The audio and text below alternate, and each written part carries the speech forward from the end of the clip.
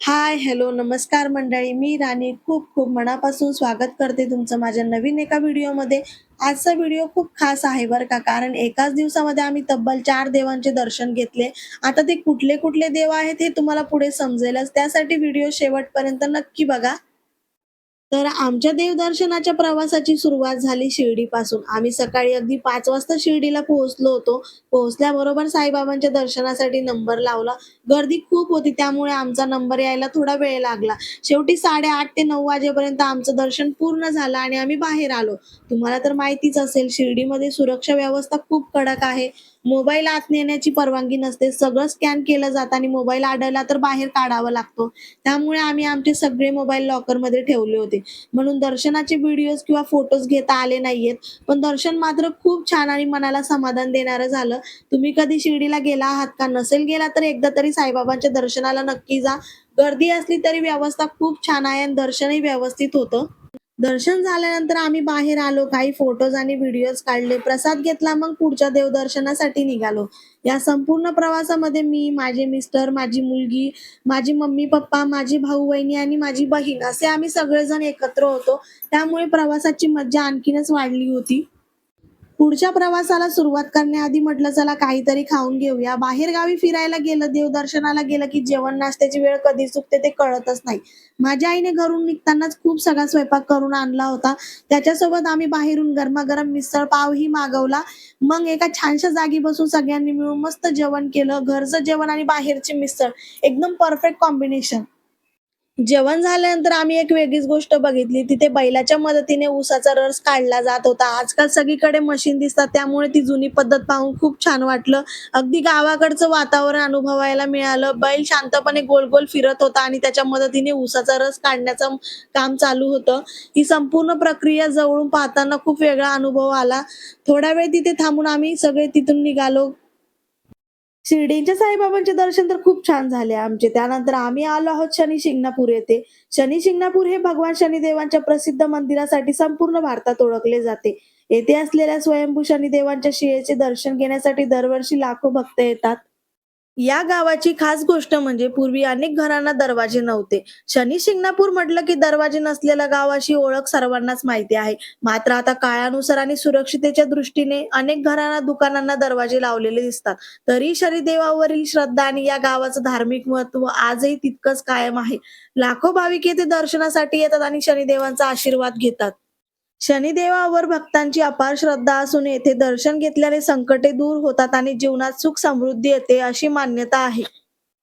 शनिदेवांच्या दर्शनासाठी आल्यावर आम्हीही तेल आणि उडदाची डाळ घेतली होती. शनिदेवाला तेल अर्पण करण्याची परंपरा खूप जुनी आहे. अशी श्रद्धा आहे की तेल अर्पण केल्याने शनिदेव प्रसन्न होतात आणि जीवनातील अडचणी, संकटे व शनिदोषाचे परिणाम कमी होतात. मी माझ्या आईला विचारलं, की शनिदेवाला काळी उडदाची डाळ का चढवतात? तेव्हा तिने सांगितलं, की शनिदेवाचा रंग काळा मानला जातो आणि काळ्या रंगाच्या वस्तू त्यांना प्रिय मानल्या जातात. त्यामुळे काळी उडदाची डाळ शनिदेवांना अर्पण केली जाते. हिंदू श्रद्धेनुसार काळी उडदाची डाळ ही कर्म, संयम आणि शनिग्रहाशी संबंधित मानली जाते. शनिदेव हे न्याय आणि कर्मफल देणारे देव आहेत. त्यामुळे काळी उडदाची डाळ अर्पण करून भक्त आपल्या सुखा, अडचणी आणि नकारात्मकता दूर होण्यासाठी प्रार्थना करतात. तसेच शनिदेवांच्या कृपेने जीवनात स्थैर्य, शांती आणि प्रगती यावी अशी भावना या अर्पणामागे असते. यासोबत मोहरीचे तेल किंवा तिळाचे तेल शनिदेवांना अर्पण करण्यामागे अशी श्रद्धा आहे, की त्यामुळे शनीच्या कठोर प्रभावातून दिलासा मिळतो आणि जीवनातील अडथळे कमी होतात. तेल हे शांती, सौम्यता आणि नकारात्मकता दूर करण्याचे प्रतीक मानले जाते. जेवढी माहिती माझ्या मम्मीला विचारून मिळाली, तेवढी माहिती मी तुम्हाला सांगितली. याशिवाय शनी शिंगणापूर किंवा शनिदेवांबद्दल अजून काही खास माहिती असेल तर कमेंटमध्ये नक्की सांगा बरं का. तर मला इथे येऊन जवळपास 20 वर्षाच्या आसपास झाली असतील. तेव्हा मी 6वीत होते आणि आमच्या शाळेची ट्रिप इथे आली होती. त्यावेळेस आणि आताचं शनी शिंगणापूर बघितलं तर खूप मोठा फरक जाणवतो. पूर्वी गाडीतून खाली उतरलं की लगेच शनिदेवांची शिळा दिसायची. पण आता कसं झालंय, भाविकांची वाढती संख्या आणि सोयी-सुविधांसाठी खूप बदल करण्यात आले आहेत. आता दर्शनासाठी थोडं चालत जावं लागतं. मोठा मंडप उभारलेला आहे. तसेच सुरक्षा व्यवस्था आणि भाविकांसाठी अनेक सुविधा करण्यात आल्या आहेत. त्यामुळे पूर्वीपेक्षा इथलं स्वरूप खूपच बदललेलं दिसतं. खुशीचे पप्पा आणि माझा भाऊ शनिदेवांना तेल आणि उडदाची डाळ अर्पण करत आहे. आता तुम्ही म्हणाल, की हे असं का अर्पण करताय? तर आता इथे एक गोष्ट आम्हाला नवीन कळली. जर शनिदेवांच्या शिळेवर प्रत्यक्ष तेल अर्पण करायचं असेल, तर त्यासाठी ₹500 पावती घ्यावी लागते. पूर्वी असं काही नव्हतं. आता गर्दी व्यवस्था आणि मंदिराच्या नियमांमुळे हे बदल झाले असावेत, पण नेमकं कारण आम्हालाही माहिती नाही. आम्हाला वैयक्तिकरित्या असं वाटलं, की श्रद्धा मनात असते. तेल प्रत्यक्ष शिळेवर अर्पण केलं किंवा मंदिरांनी केलेल्या व्यवस्थेतून अर्पण केलं. भक्ती आणि भावना महत्त्वाची असते. त्यामुळे आम्ही ₹500 पावती न काढता मंदिराने केलेल्या व्यवस्थेमधूनच तेल आणि उडदाची डाळ अर्पण केली. मंदिरातील कर्मचाऱ्यांनी आम्हाला सांगितलं, की इथे व्यवस्थेमधून अर्पण केलेलं तेल सुद्धा शनिदेवांपर्यंत पोहोचतं. त्यामुळे आम्ही तिथूनच तेल आणि उडदाची डाळ अर्पण केली. हे आमचं वैयक्तिक मत आहे. तुमचं याबद्दल काय मत आहे? शनिदेवांच्या शिळेवर प्रत्यक्ष तेल अर्पण करण्यासाठी ₹500 देणे योग्य वाटतं का? की श्रद्धा आणि भक्ती महत्त्वाची असल्यामुळे व्यवस्थेमधून अर्पण केलेलं तेलही तितकंच महत्त्वाचं आहे? तुमचे विचार कमेंटमध्ये नक्की सांगा. ते काहीही असो, पण शनिदेवांचे दर्शन खूपच छान झाले. मनाला स्पर्श करून जाणारा तो अनुभव होता. दर्शन घेतल्यानंतर असं वाटलं, की आयुष्यातली जी संकटं आहेत ती दूर होतील आणि पुढे येणाऱ्या अडचणींवर त्या शनिदेवांच्या आशीर्वादाने मात करता येईल. भरभरून दर्शन घेता आलं, डोळे आणि मन दोन्ही तृप्त झाले. यापेक्षा मोठं समाधान आणखी काय असणार? मंदिराचा परिसर खूपच सुंदर, प्रशस्त आणि व्यवस्थित ठेवलेला आहे बरं का. सगळीकडे स्वच्छता दिसत होती आणि इथे तुम्हाला जो पाण्याचा भाग दिसतो आहे ना, तो मंदिर परिसराच्या सौंदर्यात भर घालतो. अशा जलकुंडांमुळे किंवा सजावटीच्या पाण्याच्या रचनामुळे परिसरात थंडावा आणि शांतता जाणवते. आता समोर तुम्हाला जे दिसत आहे ते म्हणजे नवग्रह मंदिर. हे मंदिर सूर्य, चंद्र, मंगळ, बुध, गुरु, शुक्र, शनी, राहू आणि केतू या नवग्रहांना समर्पित आहे. हिंदू धर्मात नवग्रहांना विशेष महत्त्व आहे. मान्यता अशी आहे की या ग्रहांचा आपल्या जीवनावर प्रभाव पडत असतो.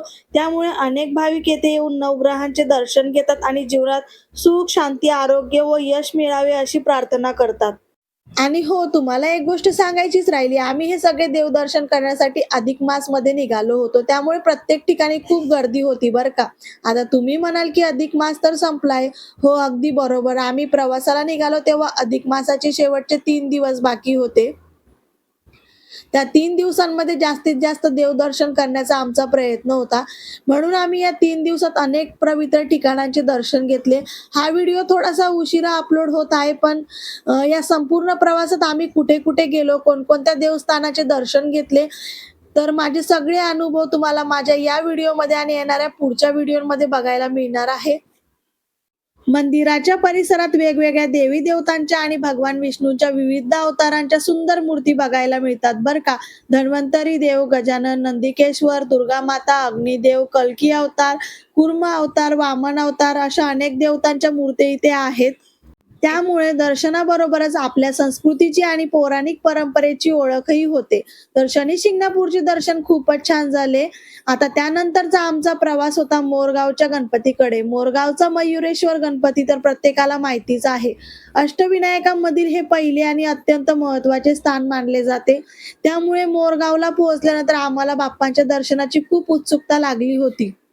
मयुरेश्वर हे भगवान गणेशाचे एक रूप मानले जाते. पौराणिक कथेनुसार गणपती बाप्पांनी मोरावर आरूढ होऊन सिद्धू नावाच्या राक्षसाचा वध केला होता, म्हणून त्यांना मयुरेश्वर असे नाव पडले. या मंदिराला अष्टविनायक यात्रेची सुरुवात आणि सांगता करण्याचे विशेष महत्त्व आहे. भाविकांची अशी श्रद्धा आहे की मयुरेश्वराचे दर्शन घेतल्याने मनोकामना पूर्ण होतात आणि जीवनातील विघ्ने दूर होतात. त्यामुळे लाखो भक्त वर्षभर या ठिकाणी दर्शनासाठी येत असतात. आम्ही जेव्हा मोरगावला पोहोचलो ना, तेव्हा मला वाटलं होतं की इथे खूप गर्दी असेल, पण वातावरण खूप शांत होतं. काहीच गर्दी वगैरे नव्हती. मग आम्ही बाप्पांसाठी पूजेचं सामान घेतलं. गणपती बाप्पांना प्रिय असणारी जास्वंदाची फुलं, दुर्वा, नारळ, इतर पूजेचं साहित्य आम्ही घेतलं आणि दर्शनासाठी पुढे गेलो. पण मंदिराजवळ गेल्यानंतर आम्हाला कळलं की मंदिराची दुरुस्ती म्हणजे मंदिराचं काम चालू आहे. त्यामुळे मंदिर काही दिवसांसाठी बंद आहे. हे ऐकून खरंच खूप वाईट वाटलं. एवढ्या उत्साहाने एवढ्या लांबून आलो होतो आणि बाप्पांचे प्रत्यक्ष दर्शन होणार नाही, हे समजल्यावर थोडीशी निराशा झाली. मग तिथेच पायरीवर आम्ही नारळ, फूल आणि हार अर्पण केले. तेव्हा मनात एकच विचार आला, की कदाचित सध्या बाप्पांचा दर्शनाचा योग नसेल. बाप्पा आपल्याला पुढच्या वेळी बोलवत असतील. त्यामुळे नाराज न होता आम्ही मनाची समजूत काढली, की याच निमित्तानं पुन्हा एकदा मोरगावला येण्याचा योग येईल आणि बाप्पांचे दर्शनही होईल. मंदिराच्या समोरच मूषक महाराजांचं एक छोटंसं मंदिर होतं बरं का. घरून निघताना माझ्या आईने 33 वाती करून दिल्या होत्या. अधिक मासामध्ये 33 वातींचा दिवा लावणं शुभ मानलं जातं, अशी श्रद्धा आहे. त्यामुळे आईने खास आमच्यासाठी त्या वाती तयार करून दिल्या होत्या. मग आम्ही त्या मूषक महाराजाच्या मंदिरात श्रद्धेने लावल्या आणि मनापासून प्रार्थना केली.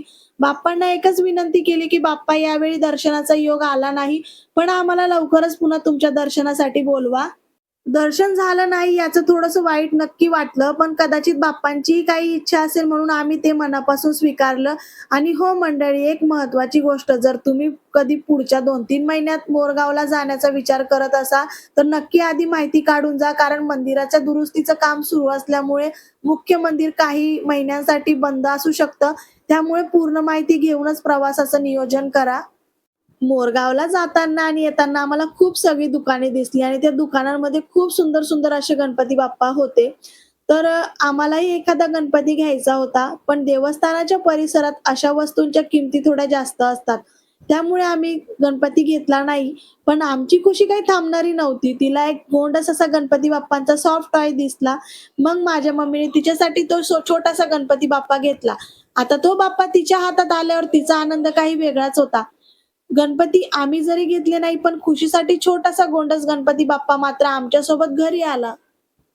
या दिवसाचं शेवटचं देवदर्शन होतं जेजुरीचं. मोरगावहून जेजुरी फार लांब नाहीये बरं का. साधारण 18 ते 20 किलोमीटर अंतर आहे आणि गाडीने 20 ते 30 मिनिटात सहज पोहोचता येतं. म्हणून बोरगावहून निघाल्यानंतर आम्ही थेट जेजुरीला आलो. जेजुरी म्हटलं की खंडोबा महाराजांची सोन्याची जेजुरी सगळ्यांच्याच डोळ्यासमोर येते. आता आम्हालाही उत्सुकता होती खंडेरायांच्या दर्शनाची. दिवसभराचा प्रवास झाला होता, पण देवदर्शनाची ओढ असल्यामुळे थकवा अजिबात जाणवत नव्हता. जेजुरीला पोहोचल्यानंतर सगळ्यात आधी आम्ही काय केलं, तर फ्रेश होण्यासाठी आणि कपडे बदलण्यासाठी जवळच एक रूम 1 तासासाठी घेतली. दिवसभराचा प्रवास झाला होता, त्यामुळे थोडं फ्रेश झालो, कपडे बदलले आणि मग दर्शनासाठी तयार झालो. आता जेजुरी म्हटलं की एक गोष्ट ठरलेलीच असते. सगळीकडे फक्त पिवळा आणि पिवळाच रंग. जिकडे बघावं तिकडे भंडाऱ्याची उधळण, पिवळे रस्ते, पिवळी माणसं आणि एक वेगळंच भक्तिमय वातावरण. जेजुरीला गेलं की भंडाऱ्याशिवाय दर्शन पूर्णच होत नाही असं म्हणतात. त्यामुळे आम्ही आधीच ठरवलं होतं की आज सगळ्यांनी पिवळ्या रंगाचेच कपडे घालायचे. मग काय, आम्ही सगळ्यांनी मस्त पिवळ्या रंगाचे कपडे घातले आणि खंडेरायाच्या दर्शनासाठी निघालो. तर मंडळी, जेजुरीला आल्यानंतर भंडारा तर घेतलाच पाहिजे. आम्हीही बाहेरून भंडारा घेतला. जेजुरीची खरी ओळखच या पिवळ्या भंडाऱ्यापासून आहे. खंडेरायाच्या जयघोषात आणि भंडाऱ्याच्या सोनेरी रंगात संपूर्ण वातावरण भक्तिमय झालेलं असतं. आणि एक गोष्ट सांगू का, जेजुरीला येऊन मला फार दिवस झालेले नाहीयेत बरं का. साधारण एक 5-6 महिन्यापूर्वी म्हणजे डिसेंबरमध्येच मी जेजुरीला आले होते. आणि बघा ना, देवाची लीला म्हणा की योगायोग म्हणा, अवघ्या 4-5 महिन्यातच पुन्हा एकदा खंडेरायाच्या दर्शनाचा योग आला. फक्त मी एकटीच नाही आलेली, तर माझी खुशी आणि माझे मिस्टर आम्ही तिघं पण येऊन गेलोय. खरंच कधी-कधी विचार केला तर आश्चर्य वाटतं. अनेक लोकांना वर्षानुवर्ष दर्शनाचा योग येत नाही आणि आम्हाला मात्र इतक्या कमी कालावधीत दुसऱ्यांदा दर्शनासाठी बोलावणं आलं. हे सगळं खंडेरायांची कृपा आणि आशीर्वादच म्हणावे लागतील. म्हणूनच मनापासून वाटलं, की आपण खरोखर भाग्यवान आहोत. खंडेरायांनी पुन्हा एकदा त्यांच्या चरणी येण्याची संधी दिली. यापेक्षा मोठं भाग्य आणखी काय असू शकतं? आणि आता एक खास गोष्ट सांगते. माझा लहान भाऊ आणि भावजाई लग्नानंतर पहिल्यांदा जेजुरीला आले होते बरं का. जेजुरी हे आमचं कुळदैवत असल्यामुळे लग्नानंतर दर्शनाला यायला पाहिजे होतं. पण काही कारणामुळे तेव्हा ते येणं जमलं नाही. त्यावेळी फक्त जवळच्या चंदनपुरीलाच गेले होते. म्हणून यावेळी जेजुरीला आल्यावर मम्मीने मला त्यांचं गठबंधन करायला सांगितलं. नवीन जोडप्याने खंडेरायाचं दर्शनाला जाताना अशी प्रथा अनेक कुटुंबामध्ये पाळली जाते. त्यानंतर आम्ही मंदिर परिसरात दर्शन घेतले.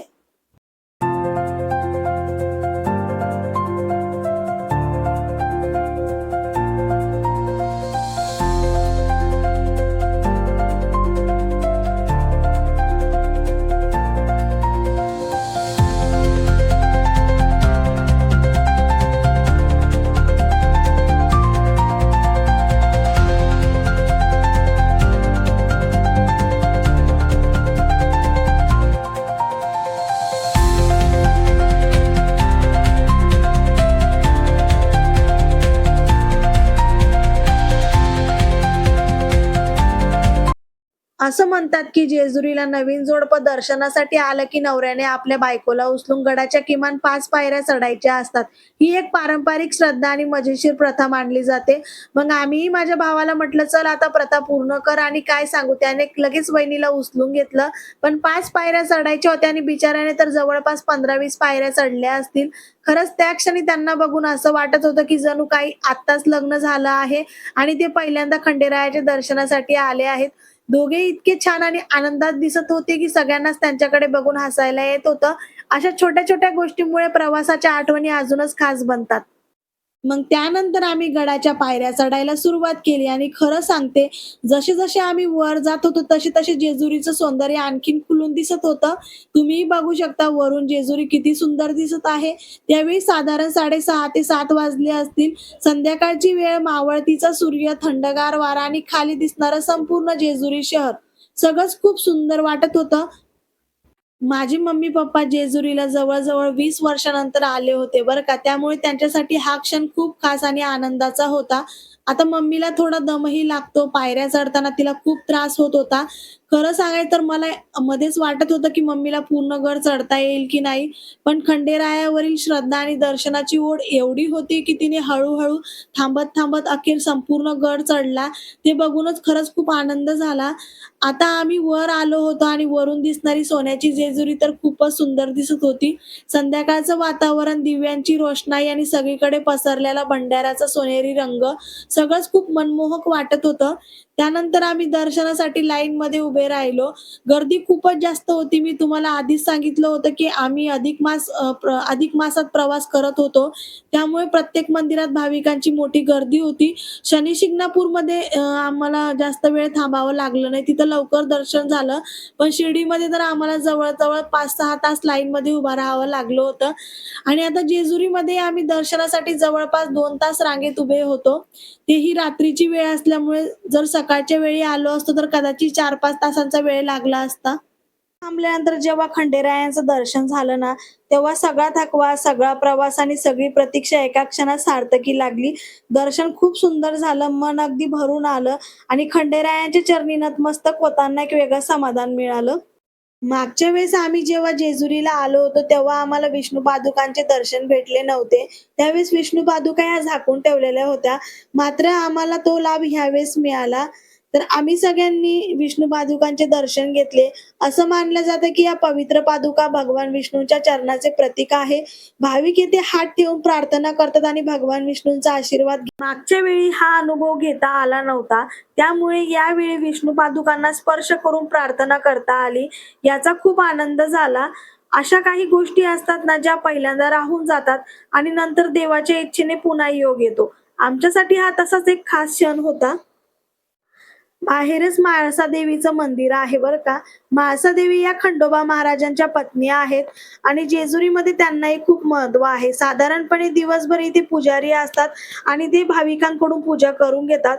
पण आम्ही जेव्हा तिथे पोहोचलो तेव्हा रात्र खूप झाली होती, त्यामुळे तिथे पुजारी वगैरे कोणी नव्हते.